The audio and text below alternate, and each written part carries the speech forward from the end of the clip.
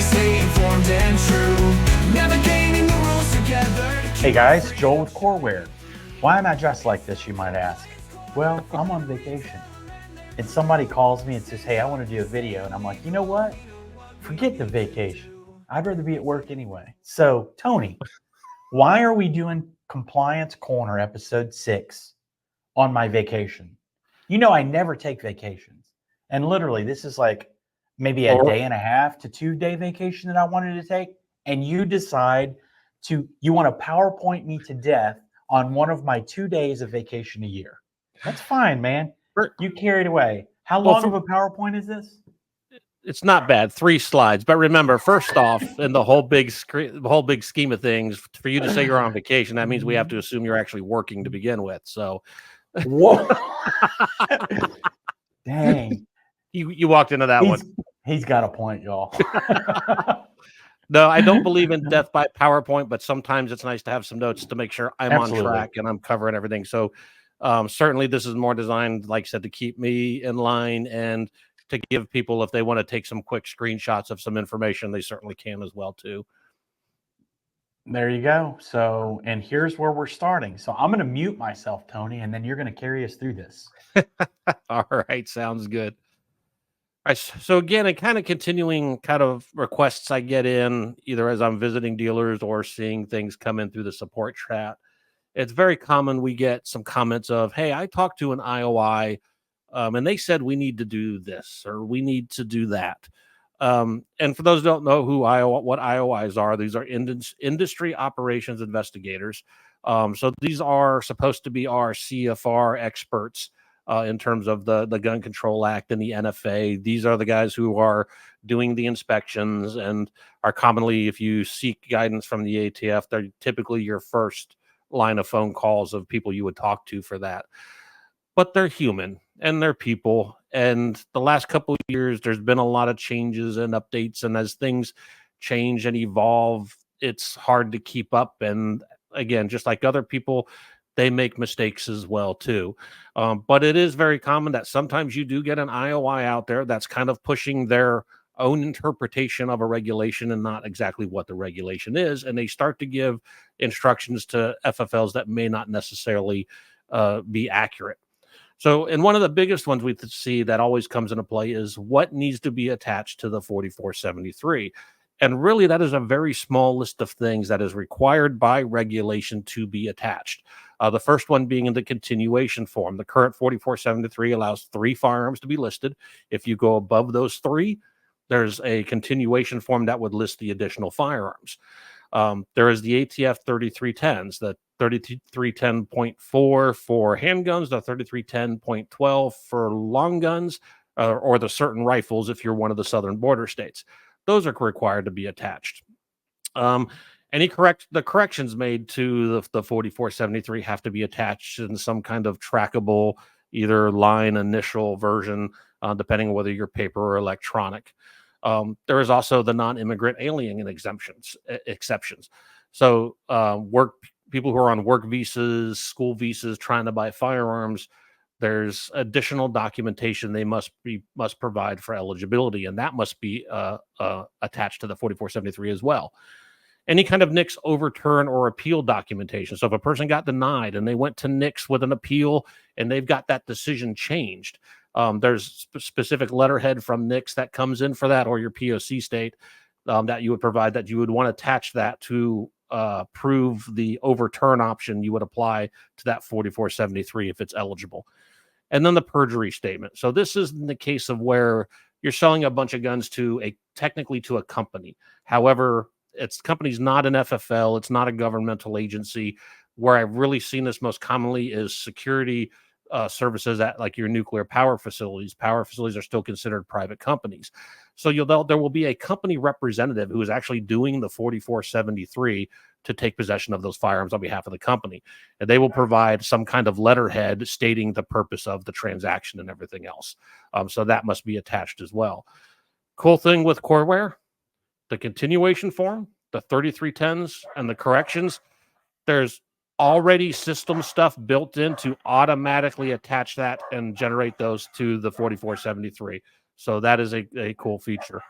We also have built in, there are places within the section C of the 4473 to attach that non-immigrant alien exemption, the Nix overturn or the perjury statement. There are sections to upload documents and have them automatically attached to the end result PDF of that 4473 that is created. So we've already got solutions in place to deal with these. But let's talk about what's not required to be attached to a 4473 real quick.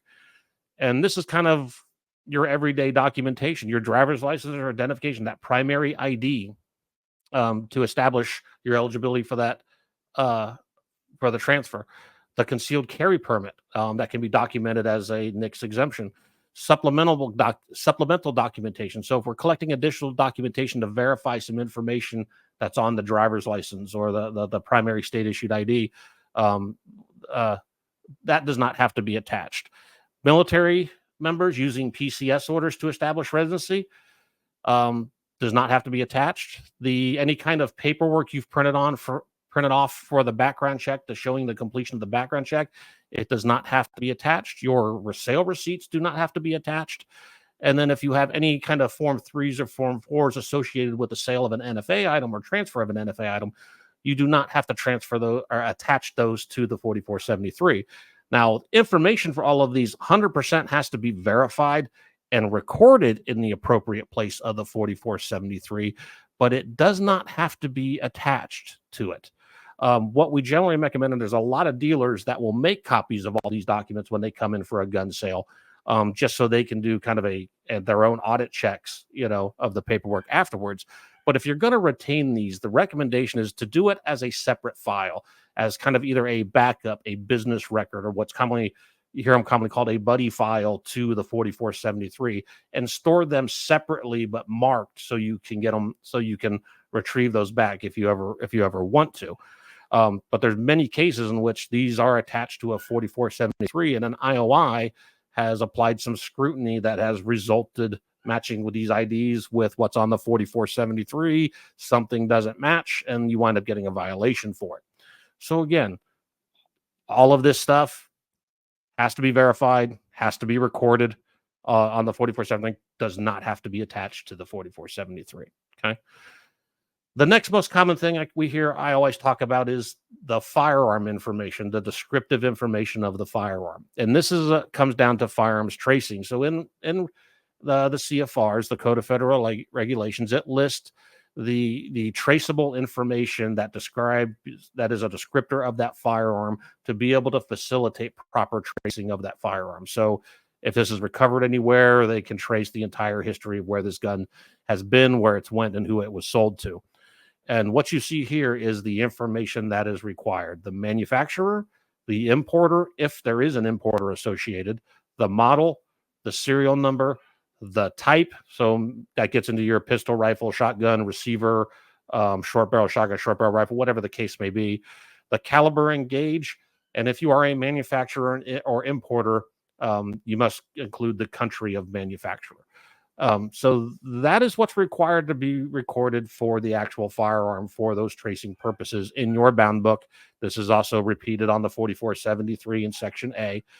But I've run into a couple cases where IOIs are telling dealers, well, we really like it, and we want you to record barrel length and color and this and that and additional information.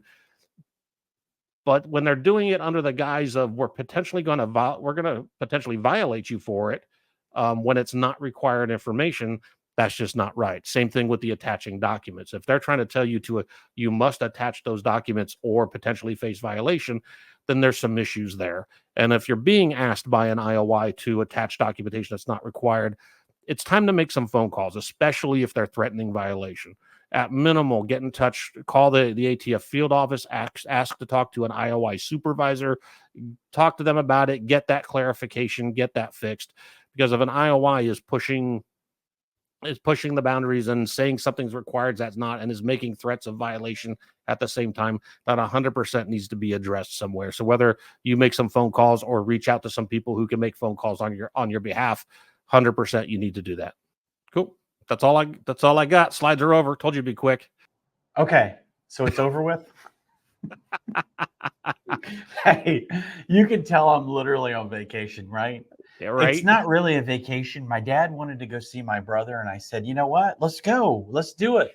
And we're here. And today I met with some people. And then I thought, well, Tony, we've got to get ours done today as well. So again, I'm my brain's scattered right now. But Tony, let me ask you this. Uh-huh. Do you have any final words for us?